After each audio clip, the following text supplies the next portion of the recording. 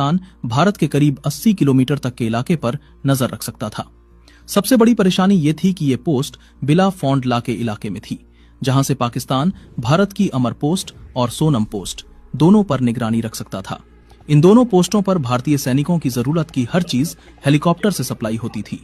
अमर post कायद post के south में थी, जबकि सोनम पोस्ट नॉर्थ में। कायद पोस्ट पर कब्जा करने के बाद पाकिस्तान कुछ समय तक शांत रहा, लेकिन 18 अप्रैल 1987 को पाकिस्तान ने अपना असली रंग दिखाया। कायद पोस्ट से पाकिस्तानी ट्रूप्स ने अचानक भारत की सोनम पोस्ट पर हमला कर दिया।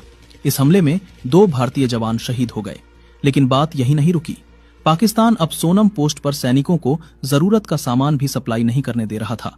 हर हेलीकॉप्टर पर गोलीबारी हो रही थी।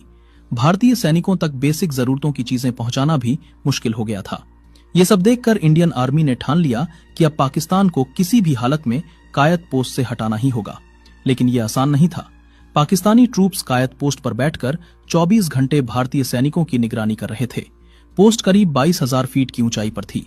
इसकी तीनों तरफ करीब 400 मीटर ऊंची बर्फ की दीवारें थीं, यानी इस पोस्ट तक पहुंचने के लिए 80 से 90 डिग्री की खड़ी बर्फ की दीवार चढ़नी पड़ती थी।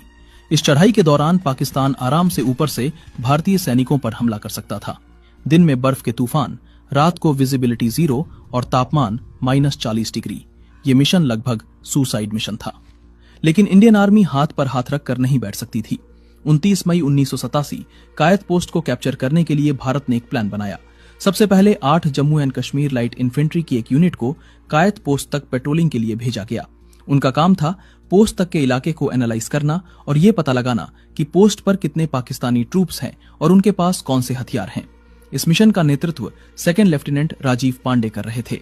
वे एक होनहार और युवा ऑफिसर थे। उनकी बहादुरी की कहानी पूरी यूनिट